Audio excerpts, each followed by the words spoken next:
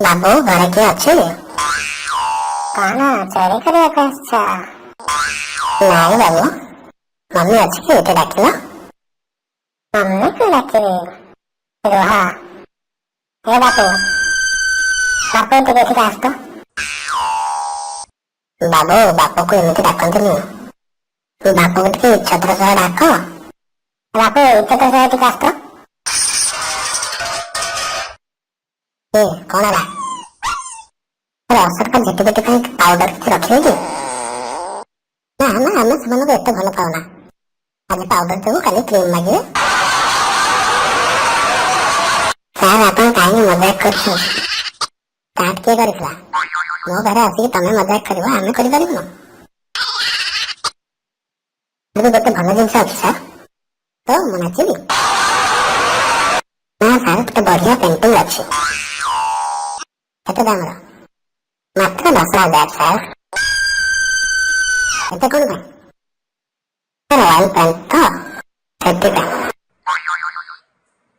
ଦେଶୀ ଘିଅର କିଛି ଅଛି? ସାର୍, ପେଣ୍ଟିଂ ତ ଅଏଲରେ ହିଁ ହୁଏ ନା। କୋଉ ଅଏଲ? ସାର୍, ମୁଁ ପଚାରିଲି କୋଉ oil? Mustard oil? Sir, painting ଥୋଡ଼ି ଖାଇବାର ଅଛି। ତୁ ଶିଖେଇବୁ, ଆମେ କଣ କରିବୁ? ଆମେ କିଣିଲା ପରେ ଆମେ ଖାଉ କି ରଖୁ କି ଫୋପାଡୁ, ତମର କଣ ଯାଏ? ଆରେ ଶୁଣୁଛ? ନା, ମୁଁ କାଲ ହେଇଗଲିଣି। ଜଲ୍ଦି ଏଠିକି ଆସ। କଣ ହେଲା କି? ବାସନ ଗୁଡା ପଡିଛି, ମାରି ଦେଇଯିବ।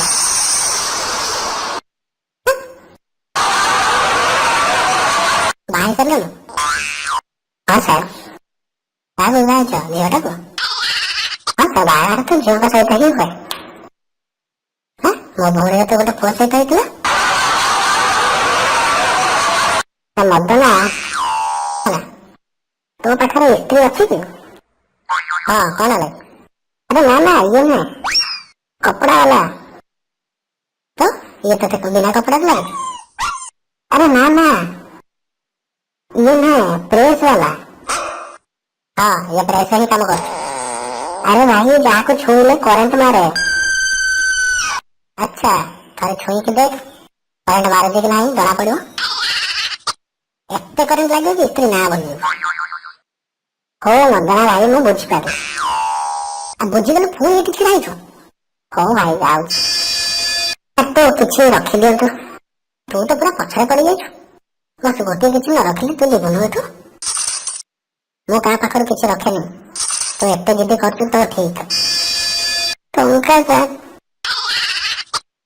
ତୁ ଏତେ ଜିଦି କଲୁ ବୋଲି ମୁଁ ରଖିଲି, ଆଉ ଟଙ୍କା କଣ? ଠିକ ଅଛି, ଚାଲ, ବହୁତ କାମ ଅଛି। ପଛରେ ମିଶିବା। ସାର୍ ସାର୍, ଟଙ୍କା ସାର୍।